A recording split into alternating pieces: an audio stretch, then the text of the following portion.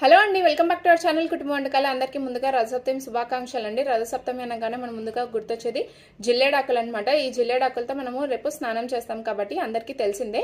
ఈ జిల్లేడాకులతో స్నానం చేసేటప్పుడు జస్ట్ ఒక 2 లైన్స్ ఒక శ్లోకం ఉంటుంది, అది చెప్పుకొని స్నానం చేస్తే నిజంగా అండి చాలా మంచిదంట. నాకు కూడా మా అమ్మలు అమ్మమ్మలు చెప్పింది, నేను కూడా మీతో షేర్ చేస్తున్నాను, మీకు యూస్ఫుల్ అవుతుందని. నేను కింద డిస్క్రిప్షన్ బాక్స్లో ఆ శ్లోకం ఇస్తాను, అండ్ ఆ శ్లోకం చదివితే కూడా ఎంత మంచిదో ఇక్కడ స్క్రీన్లో ట్యాగ్ చేస్తాను, వెళ్ళి చూసేయండి మీరు. అండ్ మీకు ఏదన్నా నోములు వ్రతాలు చేసుకోవాలనే ఇంట్రెస్ట్ ఉన్న వాళ్ళు ఈ రోజు లేదు అంటే శివరాత్రి రోజు మనం పట్టచ్చు అనమాట. నేను పర్సనల్గా రేపు 33 దీపాల నోము పడుతున్నాను అనమాట. ఆ 33 దీపాల నోము ఎలా చేసుకోవాలంటే మనము ముందుగా గౌరీదేవిని చేసుకొని షోడశ నామాలు చదువుకొని గౌరీదేవికి పూజ చేసుకొని ఆ కథ చదువుకొని మనము ఏ వ్రతం అయితే పడుతున్నామో ఆ వ్రత కథ చదువుకొని అక్షంతలు వేసేసుకోవాలి. సో ఆ వ్రత విధి విధానం ప్రకారం చేసుకుంటూ వెళ్ళాలి. సో ఇప్పుడు నేను 33 దీపాల నోము అంటే రేపు కథ చదువుకొని అక్షంతలు వేసేసుకొని ఇంకేం చేయక్కర్లేదండి.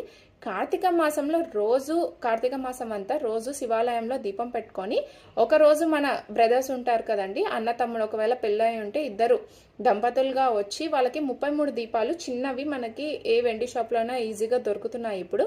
ఆ 33 దీపాలు వెలిగించి అన్న తమ్ముడికి తాంబూలం ఇచ్చి ఆ రోజు వాళ్ళకి భోజనం పెట్టాలన్నమాట. అంతే అండి. ఇది ఏంటి అంటే దీని కాన్సెప్ట్ మన అత్తగారింటి దీపం పుట్టింట్లో వెలగాలి అనమాట.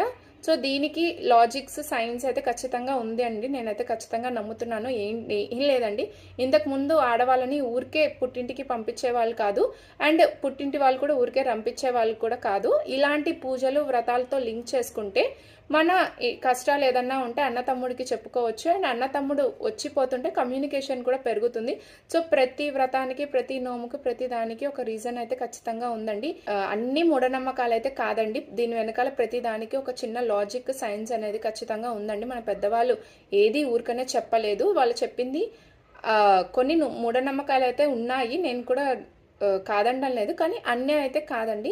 ఈ పూజలు, ఈ వ్రతాలు ఏంటి అంటే మనకి చుట్టూతో ఒక పాజిటివ్ ఆరా వస్తుందండి. పాజిటివ్ ఆరా వస్తే మన బ్రెయిన్ షార్ప్గా వర్క్ చేస్తుంది, అదైతే నేను ఖచ్చితంగా నమ్ముతాను.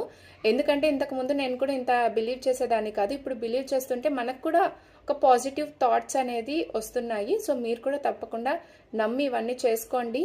And please do like, share and subscribe to our channel. Thanks for watching. ఇంకెలాంటి వీడియోస్ కావాలో మాకు కామెంట్ సెక్షన్లో తెలియచేయండి. బాయ్.